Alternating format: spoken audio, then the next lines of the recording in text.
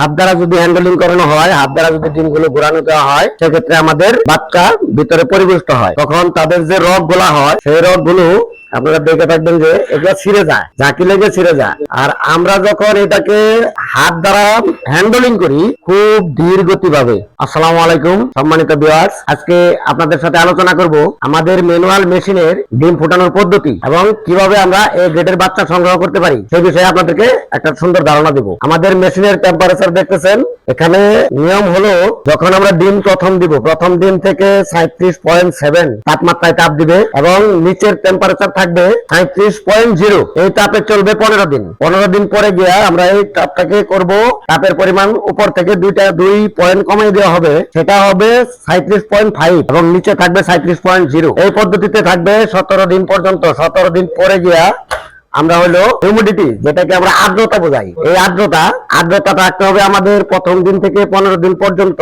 আর্দ্রতা থাকবে ন্যূনতম 50 থেকে 55%। আর যখন আমাদের ডিমের বয়স 17 দিন হয়ে যাবে তখন আমাদের আর্দ্রতা বাইরে হবে 70 থেকে 75। এটা হচ্ছে শীতের জন্য। আর গরম দিনের জন্য আর্দ্রতা এমনিতেই বেশি থাকে, সেক্ষেত্রে আমরা আর্দ্রতা রাখবো 60-65 আর্দ্রতা এবং 37.5 এবং 37.0।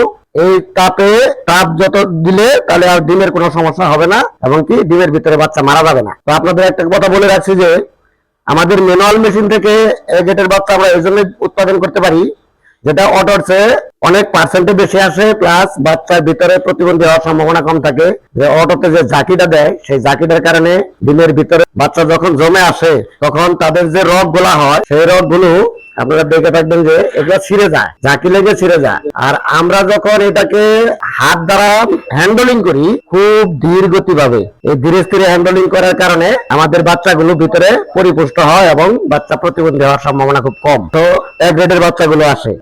হাত দ্বারা যদি হ্যান্ডলিং করানো হয়, হাত দ্বারা যদি ডিমগুলো ঘোরানো দেওয়া হয়, সেক্ষেত্রে আমাদের বাচ্চা ভিতরে পরিপুষ্ট হয়। বাচ্চা যদি একটি রগ ভিতরে ছিঁড়ে যায়, সেই বাচ্চাটা আর শক্তিশালী হয় না এবং অনেক বাচ্চা মারাও যায়। তো আপনারা জেনে থাকবেন যে আমাদের এসএস বাংলা হেচারি থেকে আমরা এই গ্রেডের বাচ্চা সাপ্লাই দিয়ে থাকি। বাংলাদেশের সকল জেলায় আমরা পরিবহনের মাধ্যমে বাচ্চা পার্সেল দিয়ে থাকি। তো আপনারা ইচ্ছে করলে আমাদের হেচারিতে এসে বাচ্চা নিয়ে যেতে পারবেন। আমাদের হেচারি জামালপুর সদর তিতপাল্লা ইউনিয়নে অবস্থিত, রাষ্ট্রসিংহা গ্রামে।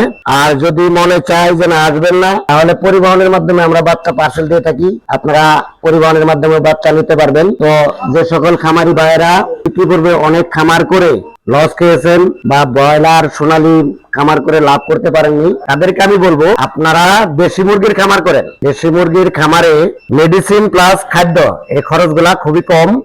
যেহেতু খরচ কম আর দেশি মুরগির চাহিদাটা বাজারে অনেক বেশি এবং এই জন্য এটাতে লাভের হার বেশি, দামটা অনেক বেশিতে বিক্রি করা যায়। সেই সুবাদে দেশি মুরগির খামার করবেন। সুবিধাটা হচ্ছে দেশি মুরগির রোগ বালাই খুবই কম এবং এদের মহামারী কোনো রোগে আক্রান্ত হয় না। জাস্ট 1 মাসের মধ্যে 3টে বা 4টে ভ্যাকসিনেশন কমপ্লিট করবেন। সেই সাথে হালকা কিছু মেডিসিন খাওয়ালে 45-50 দিনে মুরগি বড় হয়ে যায় এবং কি 500-600 গ্রাম ওজন হয়ে যায়। সেক্ষেত্রে দেখা যায় 400-450 টাকা কেজি বিক্রি করতে পারলেও অনেক প্রফিট হয়। আর যদি আপনাদের কারো বড় মুরগির প্রয়োজন হয়, যেমন 15 দিন বয়সের মুরগির বাচ্চা বা 1 মাসের বয়সী মুরগি বা যারা অ্যাডাল্ট মুরগি চাই যদি লাগে, সেক্ষেত্রে আমাদের সাথে যোগাযোগ করবেন। আমরা বড় মুরগিও বিক্রি করে থাকি। আমাদের এখানে প্যারেন্টস খামার আছে, আমরা সেগুলো বিভিন্ন জেলায় দিয়ে থাকি পার্সেলের মাধ্যমে, এসে দেখেও নিতে পারবেন। আর 1 মাস বয়সী বাচ্চা যদি লাগে তবুও যোগাযোগ করতে পারবেন। সেই সাথে আপনাদের যদি টাইগারের মুরগির বাচ্চা লাগে বা সোনালির বাচ্চা লাগে, যারা সোনালী খামার করতে চান তারা সোনালীর যদি মুরগির বাচ্চা লাগে আমাদের অর্ডার দিবেন, আমরা সোনালী বাচ্চাও দিয়ে থাকি।